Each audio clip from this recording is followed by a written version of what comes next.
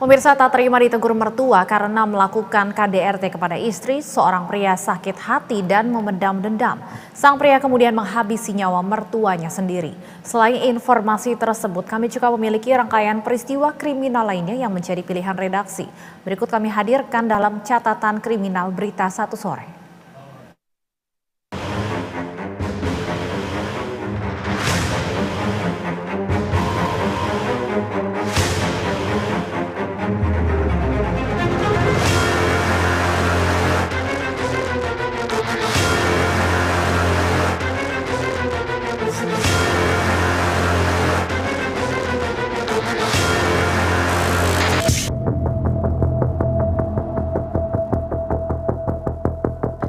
Seorang pria berusaha mengakhiri hidupnya sendiri di sebuah halte di Jalan Gatot Subroto, Medan, Sumatera Utara pada 21 Maret 2024. Sang pria menusuk dirinya sendiri dengan senjata tajam saat hendak ditangkap personil unit reskrim kepolisian sektor Kutalimbaru.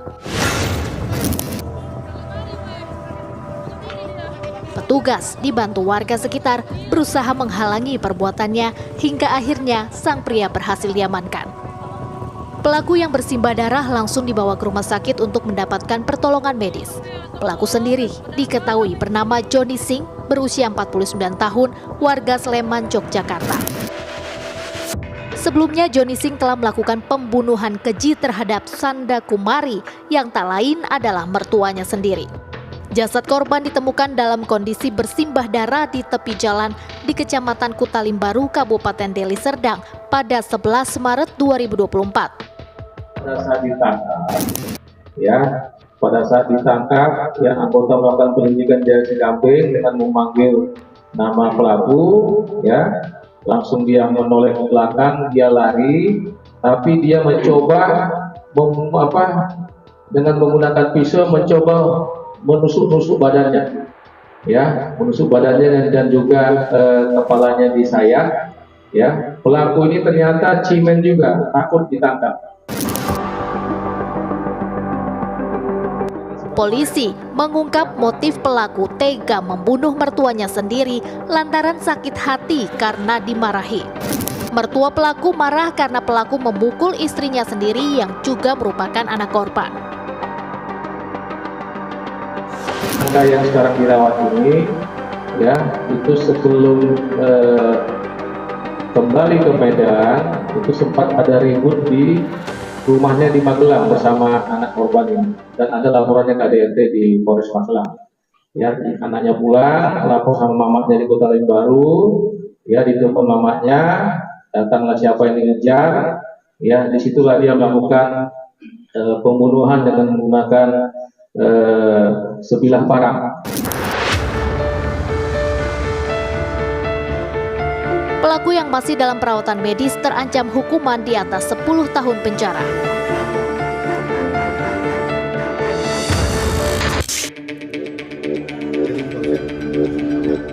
Pembunuhan karena sakit hati juga terjadi di Kabupaten Lombok Timur, Nusa Tenggara Barat.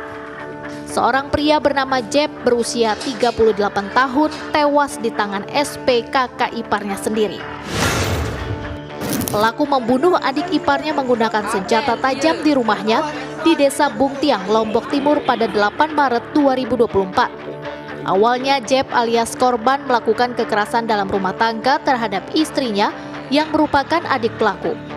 Jeb dan istrinya sempat cekcok karena tidak disediakan makan malam. Jeb naik pitam dan mengancam membunuh istrinya, lalu melemparnya dengan kayu. Jeb juga sempat memukul istrinya sebanyak 2 kali. Sang istri kemudian mengirim pesan ke SP kakaknya untuk meminta tolong karena dipukuli oleh korban dan diancam akan dibunuh.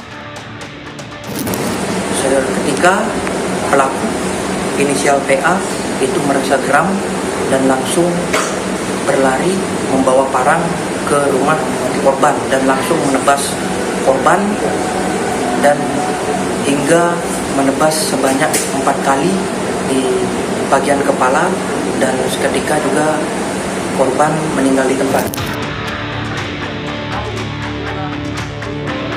Atas perbuatannya, pelaku terancam pasal pembunuhan dengan ancaman 15 tahun penjara.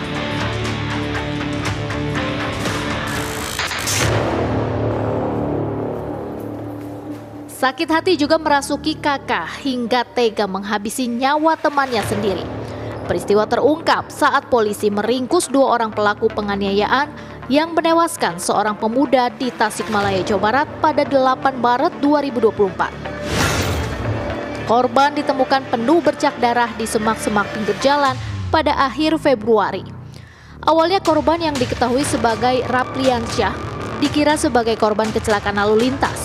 Namun setelah dilakukan olah tempat kejadian perkara dan penyelidikan lebih lanjut, polisi menemukan kejanggalan pada kematian korban. Dari hasil otopsi ditemukan sejumlah luka parah di bagian kepala hingga tembus tulang tengkorak. Penyelidikan berujung dengan penangkapan 2 orang berinisial MI berusia 34 tahun dan KK berusia 17 tahun. KK dan korban merupakan teman dekat. Dari keterangan pelaku, polisi menyatakan motif pembunuhan karena pelaku kakak sakit hati kepada korban.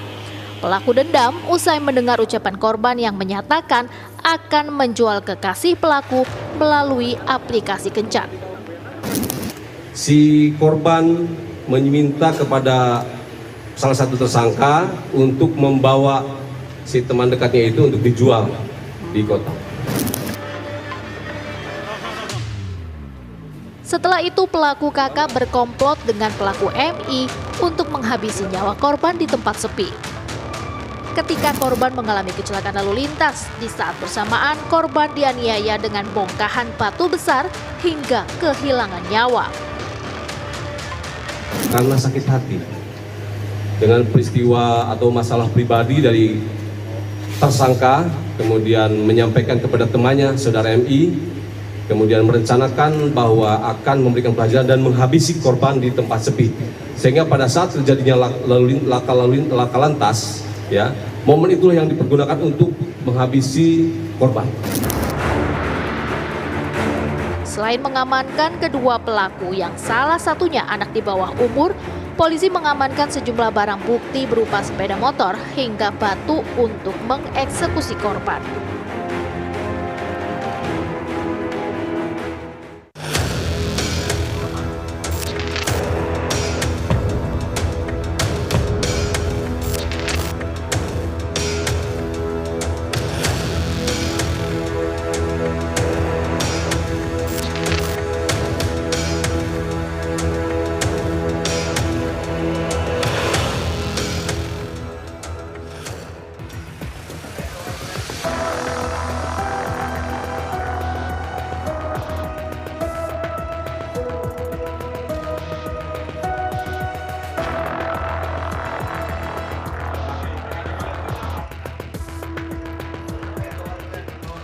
Para operator judi online tak berkutik saat polisi menggerebek sebuah apartemen mewah di Kota Batam, Kepulauan Riau. Salah satu kamar di apartemen itu disinyalir sebagai cabang server judi online yang berada di luar negeri. Pengungkapan kasus berawal dari laporan masyarakat yang merasa tertipu saat sedang mencari pekerjaan di lokasi tersebut. Setelah mendapat laporan, polisi langsung menggerebek lokasi pada 18 Maret 2024. Dari penggerebekan, polisi mengamankan 12 orang. 1 orang merupakan penanggung jawab serta 11 orang merupakan telemarketing judi online. Polisi juga mengamankan 17 unit komputer, 40 unit ponsel, berbagai peralatan koneksi internet, serta uang tunai puluhan juta rupiah. Dari keterangan 11 pelaku, masing-masing ditargetkan mencari deposit 200 juta rupiah per bulan. Sehingga omset yang harus didapat para pelaku per bulannya mencapai 2,2 miliar rupiah. Hasil pemeriksaan polisi terhadap para pelaku juga mengungkap jika server judi online ini berada di Kamboja. Tempat operasi jaringan marketing judi online di Batam itu diketahui telah beroperasi selama 3 bulan. Yang dimana websitenya yaitu akunnya yaitu boscuan 89@com ya, di sini.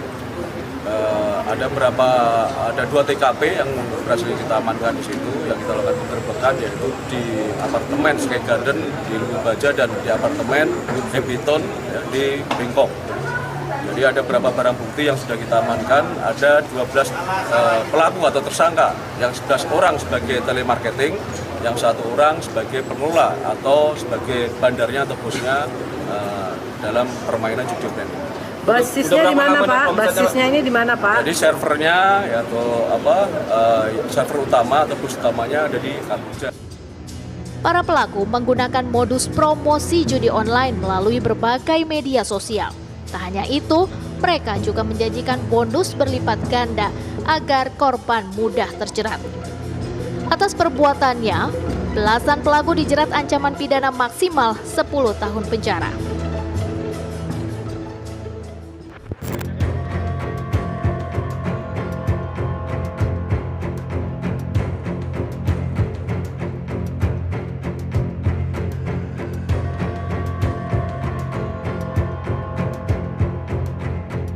Sebelumnya, pada akhir Februari 2024, polisi juga menggerebek markas pembuatan ID judi online beromset miliaran rupiah di Dumai, Riau. Penggerebekan dilakukan tim Cyber Direktorat Reserse Kriminal Khusus Polda Riau bersama Satuan Reskrim Polres Dumai di 2 lokasi berbeda. Di kedua lokasi, polisi mengamankan 342 unit komputer. Selain itu, polisi turut mengamankan 33 orang yang sedang beraktivitas membuat ID game slot. Direktur Reserse Kriminal Khusus Polda Riau, Kombes Nasriadi menjelaskan, aktivitas sindikat ini telah terjadi sejak 2022 lalu. Sejak itu mereka menghasilkan uang dari hasil penjualan ID mencapai 800 juta rupiah per bulan. Jika ditotalkan, para pelaku telah meraup penghasilan mencapai 18 miliar rupiah. TKP pertama yaitu di Jalan Kelakap. Di sana ada 120 unit komputer bersama CPU-nya. Kita mengamankan 8 orang di sana, 9 orang. Satu sebagai penanggung jawab atau dikatakan bos oleh mereka. Kemudian TKP kedua Jalan Sukajadi, kita mengamankan 194 komputer bersama CPU-nya dan mengamankan sebanyak 33 orang TKP 1 dan TKP kedua. Polisi telah menetapkan 5 orang tersangka. Adapun peran kelima tersangka, yakni pemodal, pemilik tempat, sekaligus pengawas dan operator atau pengumpul ID.